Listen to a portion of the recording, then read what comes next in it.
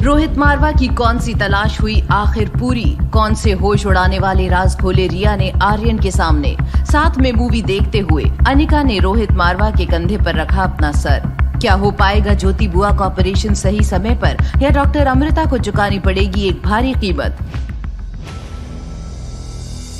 रिया ने आर्यन को अनिका से जुड़ा एक ऐसा सच बताया जिसे सुनकर आर्यन के होश उड़ गए थे। रोहित मारवा को डॉक्टर अनिका से जुड़े एक बड़े सच का सुराग हाथ लग गया था, पर रोहित मारवा अपने बेटे की खराब होती तबीयत को लेकर कुछ ज्यादा ही परेशान था। उसने डॉक्टर अग्रवाल से रिक्वेस्ट करते हुए कहा, आर्यन की हालत में जरा भी सुधार नहीं हो रहा, मुझे आपकी मदद की सख्त जरूरत है, प्लीज हेल्प मी। रोहित, मैं आज ही आर्यन की काउंसलिंग के लिए एक बहुत अच्छी साइकोलॉजिस्ट को भेज रहा हूँ। वो आज शाम से ही काउंसलिंग शुरू कर देगी, तुम बिल्कुल भी फिक्र मत करो। Thank you so much doctor Agarwal. एक और बात, तुम्हारी तलाश बहुत जल्द पूरी होने वाली है। क्या मतलब? मैं कुछ समझा नहीं डॉक्टर।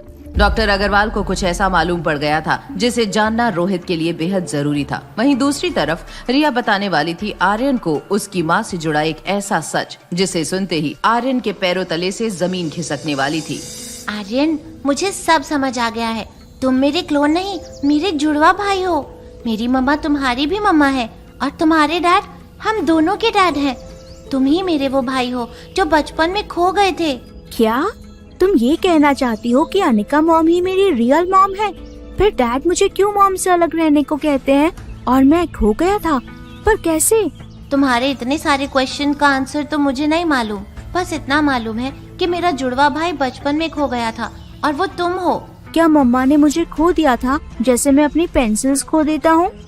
क्या मम्मा भी मेरी तरह केयरलेस हैं? नो, मम्मा केयरलेस नहीं है। उन्होंने तो तुम्हें ढूंढने की बहुत कोशिश की पर तुम उन्हें नहीं मिले। मुझे ढूंढने की कोशिश? मतलब तो मैं तुम्हें अभी समझा नहीं पाऊंगी, पर मेरे पास एक प्लान है। बस मैं जो कहूँ वो फॉलो करना होगा, ओके?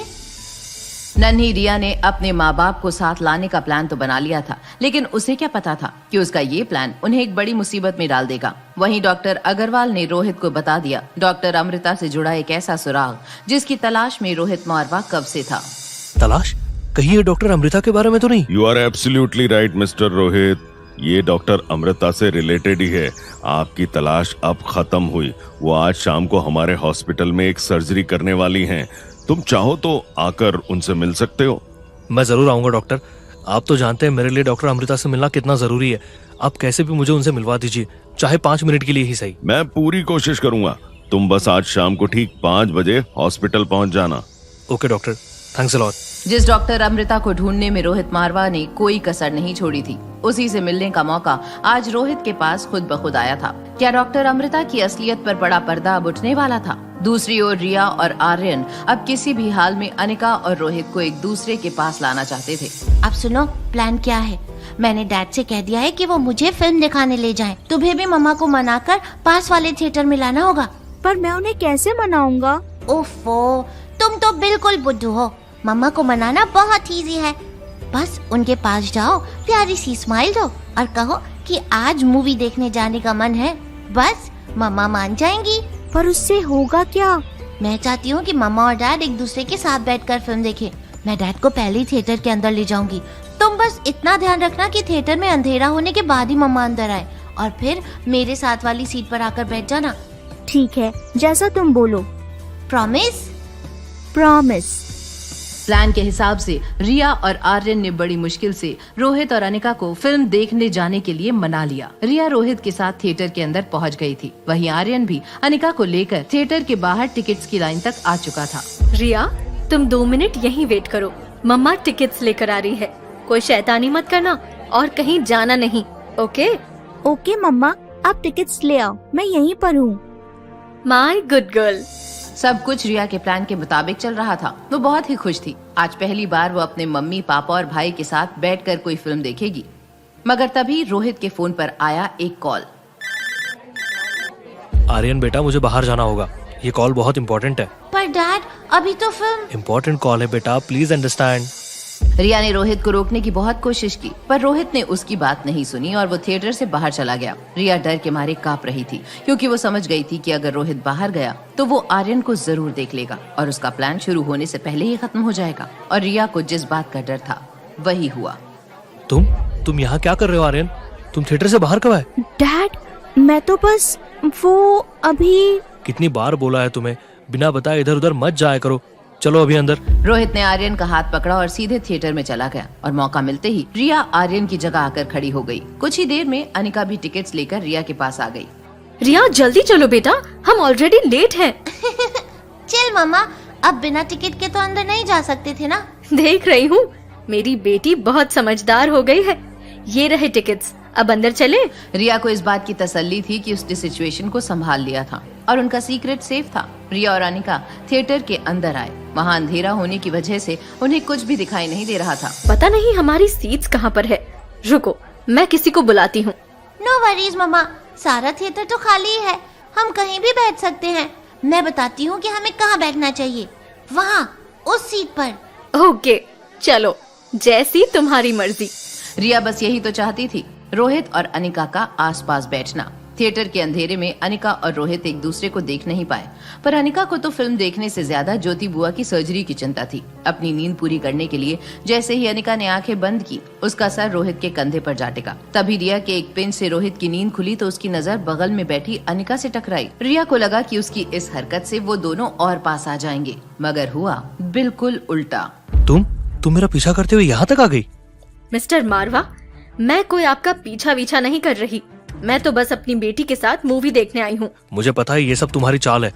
पहले मेरा होटल आना, फिर मेरे सामने वाले सूट में ठहरना, फिर मेरे ही बेटे को यकीन दिलाना कि तुम उसकी माँ हो, और आज मुझे थिएटर तक फॉलो करते हुए तुमने तो हर लिमिट को क्रॉस कर दिया है। बस मिस्टर मारवा, लिमिट मैं नहीं, लिमिट तो आप क्रॉस कर रहे हैं। जो मन में आ रहा है बिना सोचे समझे बोले जा रहे हैं।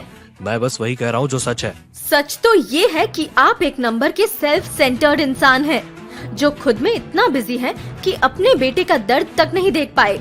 अब अगर तुमने एक शब्द और कहा तो मुझसे बुरा और कोई नहीं होगा। मैं तुम्हारे मुंह नहीं लगना चाहता। फिलहाल मेरे पास एक ऑफर है तुम्हारे लिए। कैसा ऑफर? मेरे होटल का कोई भी कमरा चुन लो, जो भी तुम्हें पसंद आए। वो कमरा मैं तुम्हें दे दूंगा, वो भी बिल्कुल मुफ्त। बस मेरे सूट के सामने वाला कमरा खाली कर दो। मैं कमरा खाली कर दूं? लेकिन क्यों? होटल आपका है तो आप कुछ भी करेंगे क्या? वो स्वीट मैंने फ्री में नहीं लिया, मैं उसके लिए पे कर रही हूँ। और अगर आपने मुझे वहाँ से निकालने की कोशिश की तो क्या? तो मैं पुलिस को बुलाऊंगी और आपके ऊपर हरासमेंट का केस करूंगी। क्या? तुम्हारी हिम्मत कैसे हुई मुझे धमकी देने की? अभी आपने मेरी हिम्मत देखी कहाँ है? अनिका के मुंह से ये सब सुनकर रोहित गुस्से में आग बबूला हो गया। वो फौरन सिनेमा हॉल से बाहर आ गया और होटल पहुंचते ही आर्यन को प्यार से समझाने लगा। देखो आर्यन, हम दुनिया में सभी लोगों पर भरोसा नहीं कर सकते हैं। कुछ लोग बच्चों की मासूमियत का फायदा उठाकर उन्हें तकलीफ पहुंचाते हैं। हमें ऐसे लोगों से दूर रहना चाहिए। इसीलिए मैं चाहता हूँ कि तुम उस सामने वाली लेडी से दूर रहो। वो मेरे साथ ऐसा क्यों करेगी? वो मेरी मॉम है और कोई मॉम अपने बेटे को तकलीफ पहुंचा सकती है क्या? वो तुम्हारी मॉम नहीं है। वो नहीं है तो कौन है? कोई नहीं। कितनी बार समझा है कि तुम्हारी कोई मॉम नहीं है। नहीं, इस दुनिया में सबकी मॉम होती है। आपकी है, सन्नी चाचू की है, तो मेरी मॉम क्यों नहीं है? वही मेरी मॉम है। आर्यन के इन सवालों का रोहित के पास कोई जवाब नहीं था। वहीं दूसरी तरफ अनिका की बेताबी बढ़ती ही जा रही थी। उसे समझ नहीं आ रहा था कि आखिर कैसे सबकी नजरों से बचते हुए वो ज्योति बुआ का ऑपरेशन कर पाएगी। कि तभी अनिका की असिस्टेंट राजलक्ष्मी का अनिका को फोन आया। मैम, लाइफ केयर हॉस्पिटल से कल होने वाली सर्जरी को लेकर के कॉल्स आ रहे हैं।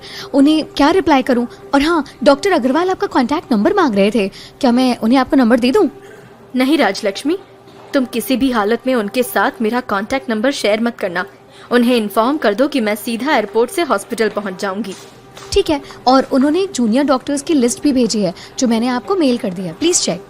थैंक यू राज, मैं अब भी चेक करती हूँ। जूनियर डॉक्टर्स की लिस्ट में एक नाम कामिनी का भी था, जिसे देखते ही अनिका की आंखें फटी की फटी रह गईं। अगली सुबह हॉस्पिटल की लॉबी में डॉक्टर्स का जमावड़ा लग चुका था। सारे डॉक्टर्स डॉक्टर अमृता की एक झलक पाने के लिए बेकरार थे। इस भीड़ में डॉक्टर अग्रवाल, कामिनी, मनीषा, प्रीति और गौतम गुलेरिया भी बस दरवाजे की ओर नजरें टिकाए बैठे थे। और जैसे ही अनिका हॉस्पिटल की एंट्रेंस पर पहुंची, तभी किसी डॉक्टर ने जोर से कहा, वो देखो, वो रही, डॉक्टर अमृता आ गई। अनिका ने जैसे ही ऊंची आवाज से डॉक्टर अमृता सुना, वो एकदम सिसक गई। क्या अनिका को चुकानी पड़ेगी ज्योति बुआ की जान की कीमत? क्या रिया और आर्यन फिर से करेंगे अपने मॉम डैड को पास लाने की कोशिश, या अनिका रोहित मारवा को सलाखों के पीछे पहुंचाकर ही लेगी चैन की सांस? जानने के लिए देखिए अगला एपिसोड सिर्फ पॉकेट एफएम के YouTube चैनल पर। और एक लड़की को देखा तो के सारे एपिसोड्स को सुनने के लिए डिस्क्रिप्शन में दी हुई लिंक से डाउनलोड कीजिए पॉकेट एफएम ऐप।